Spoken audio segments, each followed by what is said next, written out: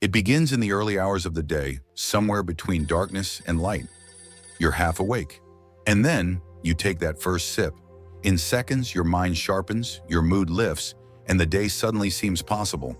But that simple pleasure in your hands isn't just a drink. It's the end product of a trade worth over $100 billion. A vast global network that has shaped empires, toppled economies, and even sparked revolutions. The story of coffee is a story of ambition, risk, and reinvention. And it starts in a single mysterious region of Africa. In the misty hills of Ethiopia, an old legend tells of a goat herder named Kaldi, who noticed his animals dancing with unusual energy after eating bright red berries from a wild shrub. Curious, Kaldi tried the berries himself, and soon felt a surge of alertness, unlike anything he had experienced. From these highlands, word of the strange, invigorating fruit traveled east across the Red Sea into Yemen.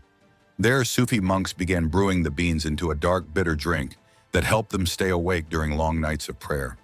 It was here that coffee made its first leap, from a curious plant to a sacred elixir. By the 16th century, coffee had reached the heart of the Ottoman Empire. In Istanbul, coffee houses, known as kahvehane, became centers of political debate, poetry recitals, and intellectual gatherings. These weren't just cafes. They were powerhouses of influence, where ideas flowed as freely as the coffee itself. Sultans recognized their power, and sometimes feared it. At various points, coffee was banned for being too disruptive to the social order. Yet demand only grew. This was the first sign of coffee's unstoppable rise.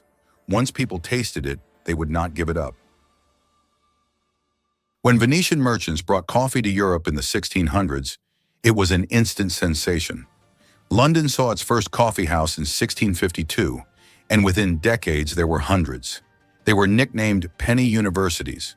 For the price of a cup, you could hear the latest news, trade business secrets, or even strike a deal that could change your fortune.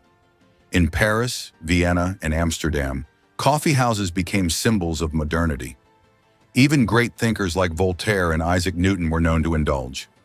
Voltaire reportedly drank up to 40 cups a day. The drink was no longer just a stimulant. It was becoming a driver of the Age of Enlightenment. As demand exploded, European powers raced to control coffee cultivation. The Dutch smuggled plants out of Yemen and built massive plantations in Java.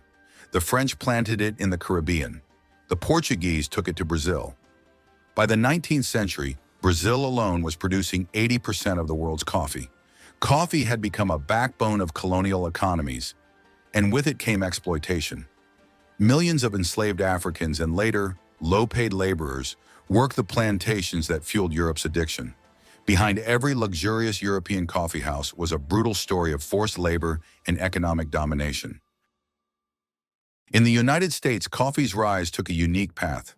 During the Revolutionary War, drinking coffee became a political act, a way to reject British tea after the Boston Tea Party. By the Civil War, it was an army essential. Union soldiers were issued daily coffee rations, brewing it in tin cups over campfires. After the war, entrepreneurs saw an opportunity. Brands like Folgers and Maxwell House pioneered mass roasting, packaging, and marketing, turning coffee from a luxury into a household staple. Coffee wasn't just a drink anymore. It was part of the American identity. The 20th century brought another shift, from commodity to culture. In Italy, the invention of the espresso machine created a whole new drinking ritual. In the US, diners and roadside cafes made coffee the fuel of the working class. And then came a man named Howard Schultz, who took inspiration from Italian coffee bars and transformed Starbucks from a small Seattle shop into a global phenomenon. Starbucks didn't just sell coffee, it sold an experience, one cup at a time. By 2020, Starbucks alone was valued at nearly $100 billion, with over 30,000 locations worldwide. But how does a humble bean create such enormous wealth? The secret lies in branding and vertical integration. Companies don't just sell coffee, they control everything from sourcing beans to designing the cups. They create loyalty programs, seasonal flavors, and social media trends that keep customers hooked. At the same time, coffee remains one of the most traded commodities in the world.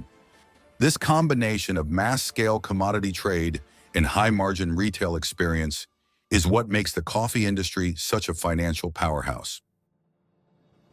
Yet behind the polished storefronts, many coffee farmers live in poverty. A coffee farmer in Colombia or Ethiopia might earn less than $1 for the same beans that sell for $5 a cup in New York. Price fluctuations, climate change, and market monopolies keep growers trapped in cycles of debt.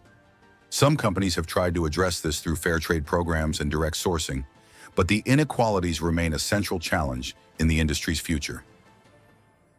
As climate change threatens traditional growing regions, scientists are developing new drought-resistant coffee plants. Meanwhile, coffee culture continues to evolve, with specialty brews, artisanal roasters, and even lab-grown coffee entering the scene.